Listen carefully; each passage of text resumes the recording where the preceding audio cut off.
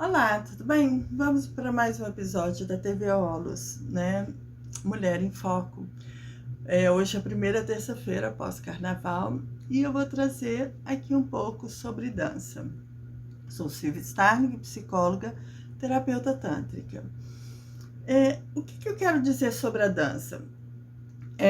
Esse ritmo que a gente produz no nosso corpo, ele é muito importante para a gente. O meu corpo não é um corpo dançante, digamos assim. Eu não tenho a flexibilidade que vejo em muitas outras pessoas de dançar. Sou mais durinha, mais contida. Mas eu sempre gostei de fazer movimentos, né? Quando criança, era uma criança muito ativa. Nos episódios de TV Olos, momento de meditação, eu já falei alguns episódios atrás sobre como foi essa minha infância, do que a gente aprontava muitas vezes na nossa infância, né?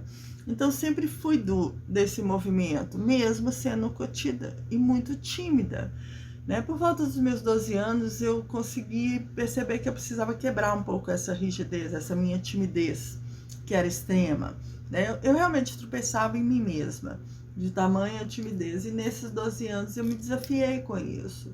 E foi uma fase, assim, importante de perceber essa necessidade desse desafio disso, porque logo depois começou os movimentos sociais, né? Os aniversários de 15 anos, né? Bailes, ir para danceterias, ir para discotecas, fazer mais o social, né? Participar mais de eventos de dança. E era uma coisa engraçada, assim, que mesmo sendo extremamente tímida, né? Até hoje eu sou uma adulta mais tímida, né? Mas não tão rígida quanto eu era quando criança e na pré-adolescência. Tanto que estou aqui gravando TV Olos, né? 2 episódios, um segunda e terça, normalmente eu faço.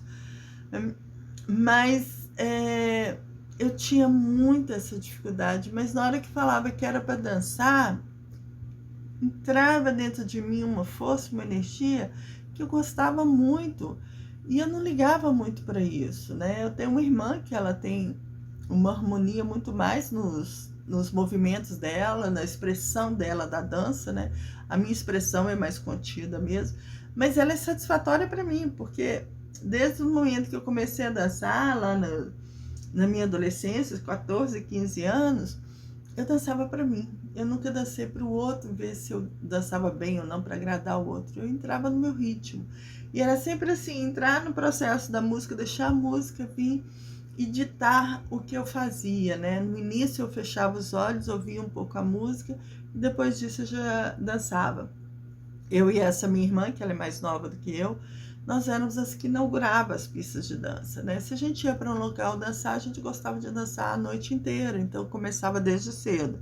Então, o palco lá vazio, o pessoal tocando, a gente sentava, oi, oi, oi, cumprimentava todo mundo, levantava e já ia para a pista.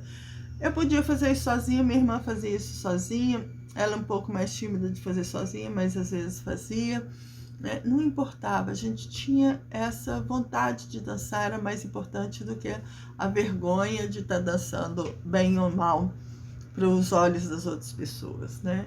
Então isso me favoreceu muito na minha vida, na minha história.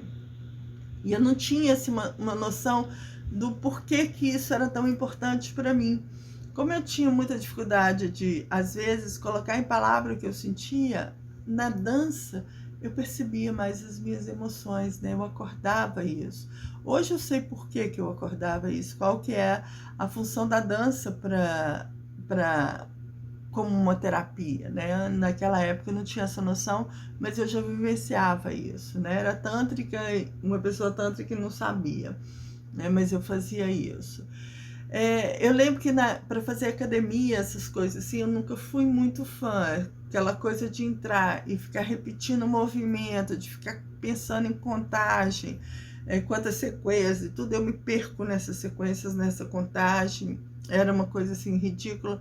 Normalmente o professor ficava contando para mim, porque eu saía do ritmo, aí o pessoal queria o aparelho, eu não sabia se já tinha completado ou não. O professor que ficava me dando orientações, Silvia, troca de aparelho, Silvia, faz isso, aquela coisa, assim, não funcionava comigo. E nessa época eu desisti de academia completamente, eu fui fazer karatê, e que delícia que foi fazer o karatê, né? Porque o meu corpo se expressava, tinha todos os movimentos, tinha tudo, as sequências dos movimentos, né? Os katas que tinha que fazer aquela coisa toda, mas era mais solto, era uma coisa que o corpo podia fazer, né? E eu gostava muito de ir pro karatê. E foi engraçado, assim, porque eu era a única mulher da academia. Eu fazia a primeira aula, né, que era 5h30 que começava, né, a academia abria 5h30. Era normalmente o horário que aqueles homens, a clientela dessa academia que eu, na época que eu entrei, né, eu tinha 16 anos, era extremamente masculina, eu era realmente a única mulher que estava ali. A preocupação dos rapazes, né, dos homens lá era como é que vai ser o banho dessa menina, né, porque eu tomava banho também na academia, porque depois eu tinha que sair para trabalhar.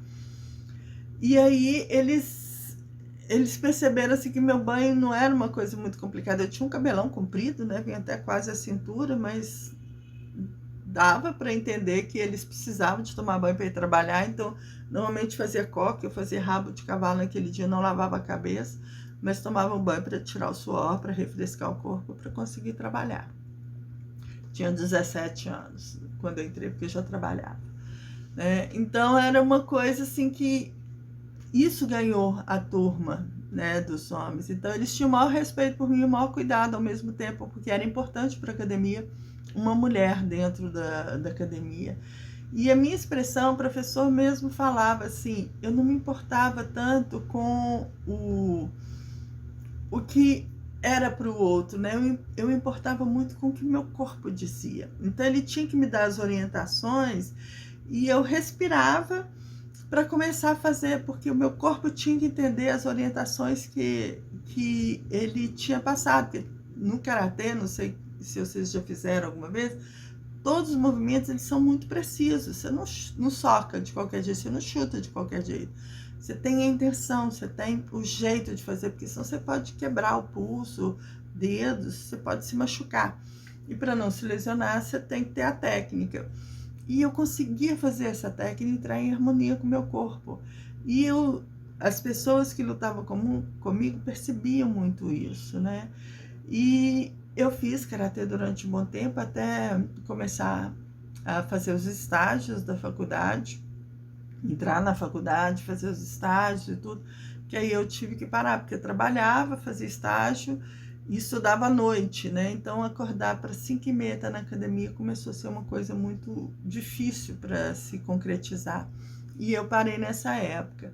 Mas trazer essa expressão do corpo era uma coisa muito importante para mim e é até hoje. Então, assim, eu sou daqui de Belo Horizonte, né? Moro aqui na região da Savassi e tudo. Então, no carnaval, para quem não conhece Belo Horizonte, é cheio de blocos. Nós tivemos aqui, acho que quase uns 400 ou mais de 400 blocos espalhados por Belo Horizonte inteira, né? E essa minha região, como é uma região de muito movimento, e é turística também, tudo, então, assim, lotou. Esse ano foi difícil até participar dos blocos, porque estava muito, muito, muito cheio, né? Mas eu ia mesmo assim. A gente começou o carnaval aqui a partir de quinta-feira, antes do carnaval, né? E tudo, eu comecei a ir no sábado. E a gente tem vários ritmos. A gente tem samba, axé, tem música brega, tem rock, você escolhe o ritmo que você quer e vai naquele bloco que está oferecendo esse ritmo, né? E eu participei de vários ritmos desses. E o dançar é muito aquilo, fechar os olhos, deixar o repique te acordar e ver aonde que ele tá te sacudindo, sabe? E a partir daquilo, deixar o corpo expressar com aquela energia que começou, sabe? E a partir daquilo fazer todo o resto. Foi, assim, dias fantásticos, né?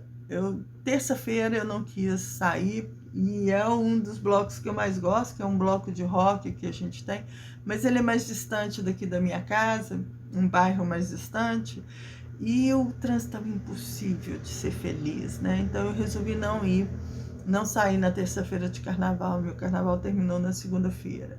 Mas eu consegui expressar tudo que eu precisava, sabe?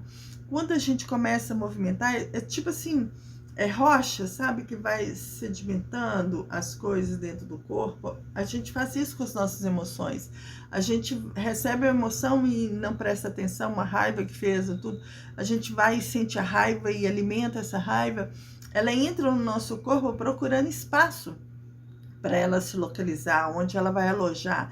Então ela entra num lugar muito vasto para ela, para ver se ela vai se alojar ali no fígado, no rins, num baço, num coração, num pulmão, ou num músculo, ou num osso, ou vai cair na corrente sanguínea. A gente não sabe aonde essa emoção vai cair, porque a gente não está com consciência dela, né?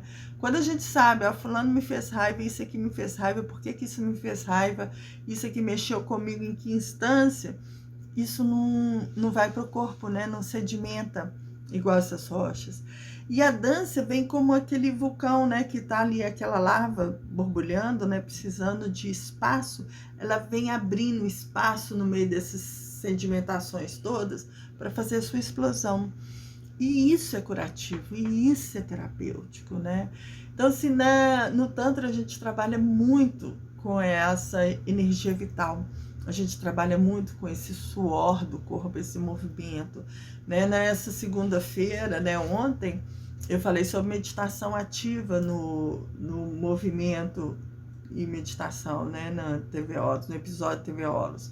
E hoje eu tô trazendo a dança porque o carnaval movimentou isso tudo pra gente, trouxe isso tudo, e é importante a gente dançar.